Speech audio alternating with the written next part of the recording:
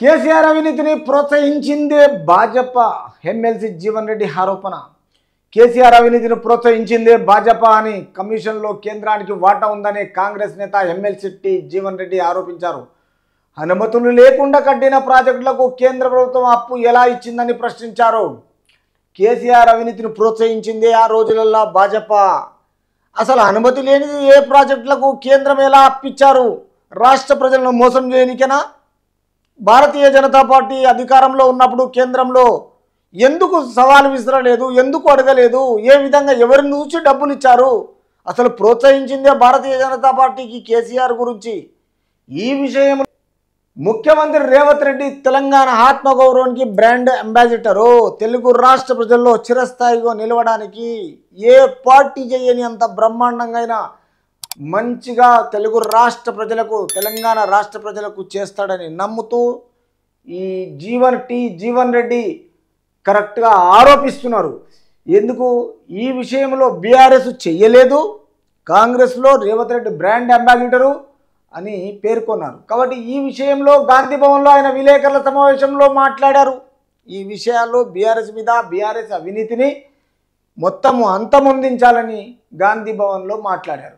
కేటీఆర్ను CM చేయడానికి సహకరించాలని కేసీఆర్ ప్రధాని మోదీని కోరినప్పుడు తెలంగాణ ఆత్మగౌరవం ఏమైంది?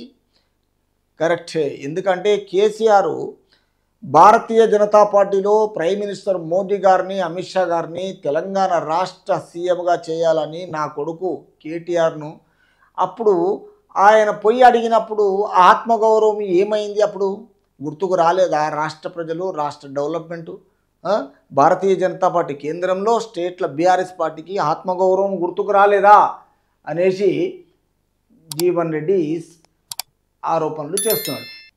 రాష్ట్ర ప్రజల ఆస్తులను తాకట్టు పెట్టిందే కేసీఆర్.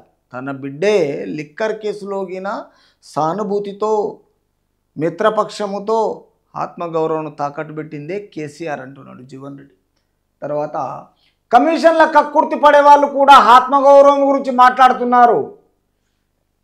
కమిషన్లకు పర్సంటేజ్ ప్రకారము కక్కుర్తి పడడానికి అసలు ఆత్మగౌరవం గురించి మాట్లాడడానికి ఏమన్నా సింక్ మ్యాచ్ అవుతుందా? అసలు ఏమన్నా సిగ్గుశరం ఉన్నదా అనేసి జీవన్ రెడ్డి అంటున్నారు. కాబట్టి అవినీతిని కప్పుపుచ్చుకోవడానికే ప్రధాని మోదీతో కేసీఆర్ సఖ్యతతో ఉన్నారు. తెలంగాణకు ఏమి కావాలని మోదీ అడిగితే మాకు ఏమి వద్దని కేసీఆర్ అన్నారు.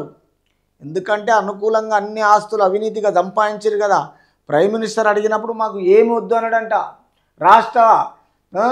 మాకు ఏమి వద్దు, తెలంగాణకు ఏం కావాలని అడిగితే మాకు ఏమి వద్దు. ఎందుకంటే నువ్వు ప్రశాంతంగా ఉన్నావు కదా, సంపాదించుకొని రాష్ట్ర ప్రజల గురించి ఎందుకు ఆలోచన చేస్తావు?